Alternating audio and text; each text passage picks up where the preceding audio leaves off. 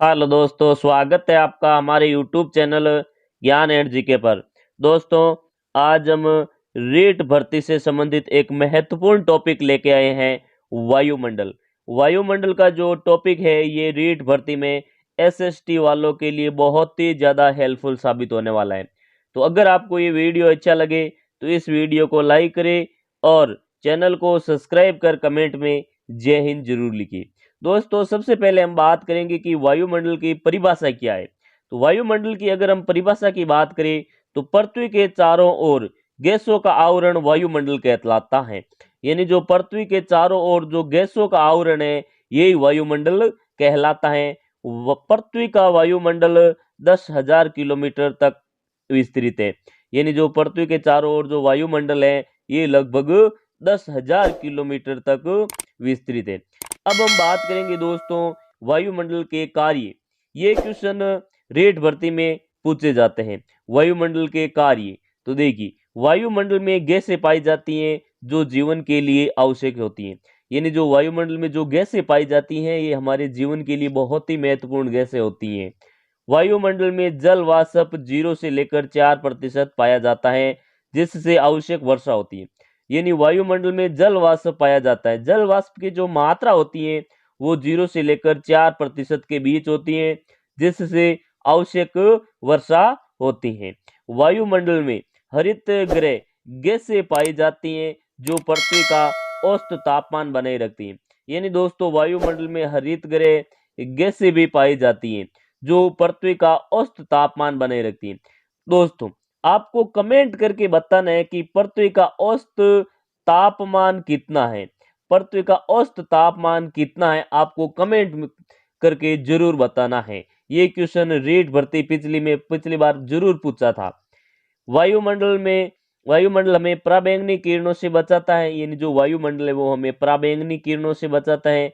वायुमंडल हमें गिरते हुए उल्कापिंडों से बचाता है। यानी जो वायुमंडल है ये हमें पराबैंगनी किरणों से और गिरते हुए उल्कापिंडों से भी बचाता है। वायुमंडल रेडियो तरंगों को प्रवर्तित करता है जो दूर संचार में सहायक होती है। यानी वायुमंडल है जो रेडियो से जो तरंगे निकलती हैं इनको परावर्तित करता है। यानी एक जगह से दूसरी जगह भेजता है जो हमारे दूर संचार में है जो सहायक होती हैं। दोस्तों, एक नोट देखिए, हरित गृह गैसों से संबंधित है। हरित गृह गैस से वे गैसें होती हैं जो सौर विकिरण को पृथ्वी की सतह तक आने देती है लेकिन पार्थिव विकिरण को अवशोषित कर लेती हैं। यानी दोस्तों हरित गृह गैसें कौन सी होती हैं? तो हरित गृह गैसें वे गैसें होती हैं जो सौर विकिरण को पृथ्वी की सतह तक आने देती हैं लेकिन पार्थिव विकिरण को अवशोषित कर लेती हैं जिससे पृथ्वी का औसत तापमान में निरंतर वृद्धि हो रही है और इसी वृद्धि को वैश्विक तापन या भूमंडलीय तापन भी कहते हैं। आगे हम बात करेंगे दोस्तों वायुमंडल का संगठन। यानी वायुमंडल में कौन कौन सी गैसें पाई जाती है, इसका संगठन क्या है, देखिए। दोस्तों, अगर आपको ये वीडियो अच्छा लग रहा है तो इस वीडियो को लाइक करें और चैनल को सब्सक्राइब कर कमेंट में जय हिंद जरूर लिखें। देखिए वायुमंडल का संगठन, नाइट्रोजन, ऑक्सीजन, ऑर्गन और कार्बन डाइऑक्साइड गैसें पाई जाती है। यानी जो वायुमंडल में मुख्य तौर पर ये 4 गैसें पाई जाती हैं, नाइट्रोजन, ऑक्सीजन, ऑर्गन और कार्बन डाइऑक्साइड। अगर इनकी मात्रा की बात करें तो सबसे अधिक नाइट्रोजन पाई जाती है 78%। यानी वायुमंडल में सबसे अधिक मात्रा में जो गैस पाई जाती है वो है नाइट्रोजन गैस यानी 78%। इसके बाद में ऑक्सीजन 21%, ऑर्गन 0.93% और कार्बन डाइऑक्साइड 0.03% ये गैसें पाई जाती हैं। अब हम इन सभी गैसों का एक एक करके इनका विवरण जानने की कोशिश करेंगे। देखिए, सबसे पहले हम देखने वाले हैं नाइट्रोजन गैस। नाइट्रोजन गैस की अगर दोस्तों बात करें तो ये कितने प्रतिशत पाई जाती है? 78%। यानी जो नाइट्रोजन गैस है ये वायुमंडल में 78% पाई जाती है। नाइट्रोजन पृथ्वी के वायुमंडल में सबसे अधिक मात्रा में पाई जाती है। दोस्तों, ये क्वेश्चन पूछा गया क्वेश्चन है कि वायुमंडल में सबसे अधिक मात्रा में कौन सी गैस पाई जाती है, तो ये वायुमंडल गैस पाई जाती है। वायुमंडलीय दाब के लिए सबसे अधिक उत्तरदायी गैस है, यानी जो वायुमंडलीय दाब होता है इसके लिए जो सबसे अधिक उत्तरदायी गैस होती है वो नाइट्रोजन गैस होती है। पेड़ पौधे प्रोटीन का निर्माण नाइट्रोजन से करते हैं, यानी जो पेड़ पौधे अपने भोजन का निर्माण, प्रोटीन का जो निर्माण करते हैं ये नाइट्रोजन से करते हैं। नाइट्रोजन एक रंगहीन तथा स्वादहीन गैस है, यानी जो नाइट्रोजन गैस है ये रंगीन और स्वादहीन गैस होती है, इसलिए इसका प्रयोग रंगमंच पर सजावट के लिए प्रयोग में किया जाता है। नाइट्रोजन गैस आग को तेजी से फैलने से रोकती है। दोस्तों जो नाइट्रोजन गैस है ये आग को तेजी से फैलने से भी रोकती है। अगले हम बात करेंगे ऑक्सीजन गैस के बारे में। ऑक्सीजन गैस वायुमंडल में दूसरे स्थान पर सबसे अधिक मात्रा में पाई जाने वाली गैस है, यानी जो ऑक्सीजन गैस है ये वायुमंडल में दूसरे स्थान पर सबसे अधिक मात्रा में पाई जाने वाली गैस है, यानी लगभग 21% की मात्रा में ऑक्सीजन गैस पाई जाती है। ऑक्सीजन गैस एक जीवनदायिनी गैस है। दोस्तों आप सभी को पता ही है कि जो ऑक्सीजन गैस है ये एक जीवनदायिनी गैस है। ऑक्सीजन गैस आग जलाने में सहायक होती है, यानी जो आग जलाने में जो सहायक गैस होती है वो ऑक्सीजन गैस होती है।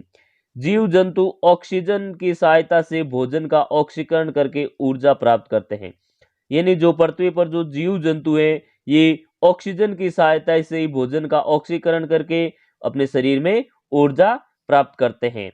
ऑक्सीजन पेड़ पौधों तथा जीव जंतुओं के अवशेषों को सड़ने में सहायता करती है, यानी जो पेड़ पौधों की बात करें, अगर जीव जंतुओं की बात करें तो इनमें जो सड़ने में जो सहायता करती है जो गैस है वो ऑक्सीजन गैस ही है। आगे हम बात करेंगे दोस्तों कार्बन डाइऑक्साइड गैस की। कार्बन डाइऑक्साइड जो गैस है ये लगभग 0.03% पाई जाती है पृथ्वी पर। ये एक महत्वपूर्ण हरित गृह गैस है। दोस्तों जो कार्बन डाइऑक्साइड गैस है ये एक महत्वपूर्ण हरित गृह गैस है, दोस्तों आपको जरूर ध्यान में रखना चाहिए।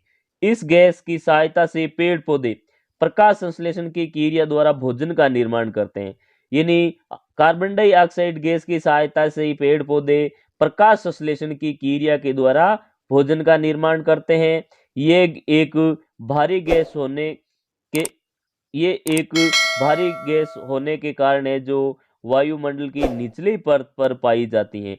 दोस्तों ये जो कार्बन डाइऑक्साइड गैस है ये भारी गैस है, इस कारण ये वायुमंडल की सबसे निचले परत में पाई जाती है। दोस्तों आपको ध्यान में रखना है कि वायुमंडल की सबसे निचली परत में कौन सी गैस पाई जाती है, तो ये कार्बन डाइऑक्साइड गैस पाई जाती है।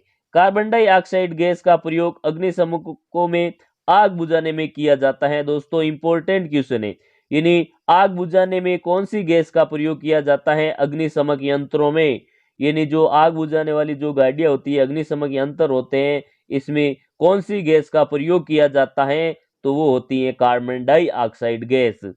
आगे हम बात करेंगे दोस्तों ओजोन गैस के बारे में।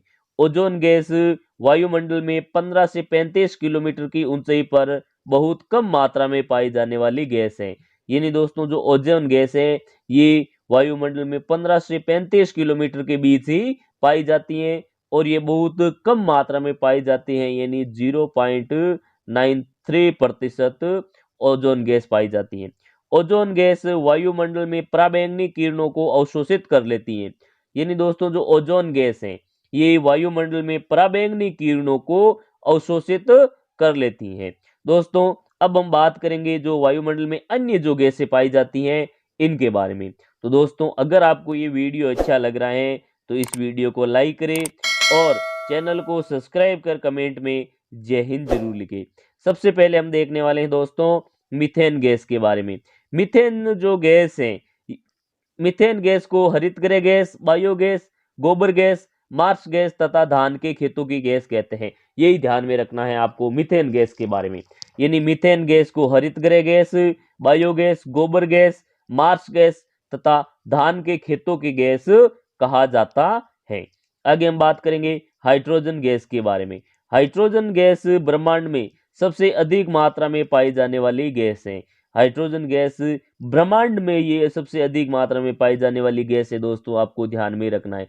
और पृथ्वी पर जो सबसे अधिक मात्रा में पाई जाती है वो नाइट्रोजन गैस है। वायुमंडल की सबसे हल्की गैस है, यानी जो नाइट्रोजन गैस है ये वायुमंडल की सबसे हल्की गैस है और हाइड्रोजन गैस को भविष्य का ईंधन भी कहा जाता है। दोस्तों ये पूछा गया क्वेश्चन है कि किस गैस को भविष्य का ईंधन कहा जाता है, तो ये हाइड्रोजन गैस को कहा जाता है। आगे हम बात करेंगे हीलियम गैस के बारे में। हीलियम गैस के बारे में, हीलियम गैस ब्रह्मांड में दूसरे स्थान पर सबसे अधिक मात्रा में पाई जाने वाली गैस है। यानी जो ब्रह्मांड में दूसरे स्थान पर सबसे अधिक मात्रा में जो पाई जाने वाली गैस है वो है हीलियम गैस। वायुमंडल की दूसरी सबसे हल्की गैस है, यानी ये वायुमंडल की दूसरी सबसे हल्की गैस है हीलियम गैस। और जो सबसे हल्की गैस है वो है हाइड्रोजन गैस। अक्रिय गैसों में सबसे हल्की गैस है, ये जो है अक्रिय गैसों में सबसे हल्की गैस है और इसलिए इसका प्रयोग हवाई जहाज के टायरों तथा पर्यटक गुब्बारों में किया जाता है। दोस्तों जो हीलियम गैस है इसका प्रयोग हवाई जहाज के टायरों में और पर्यटक गुब्बारों में किया जाता है। ये क्वेश्चन पूछा गया क्वेश्चन है दोस्तों, जहाज हवाई जहाज के टायरों में कौन से गैस का प्रयोग किया जाता है, तो ये हीलियम गैस का प्रयोग किया जाता है। आगे हम बात करेंगे रेडॉन गैस के बारे में। वायुमंडल के सबसे भारी गैस है, यानी जो रेडॉन गैस है ये वायुमंडल की सबसे हल्की गैस है। इस कारण है ये जो मर्दा में पाई जाती है, निचली परत में पाई जाती है। यदि रेडॉन गैस की मात्रा में अचानक वृद्धि होती है तो ये भूकंप का संकेत देती है। यानी अगर रेडॉन गैस में अचानक से वृद्धि अगर हो जाती है तो ये भूकंप आने का संकेत देती है। तो दोस्तों आज का वीडियो हमारा आपको कैसा लगा? अगर ये वीडियो अच्छा लगा तो इस वीडियो को लाइक करें और चैनल को सब्सक्राइब करके कमेंट में जय हिंद जरूर लिखें। थैंक यू, धन्यवाद।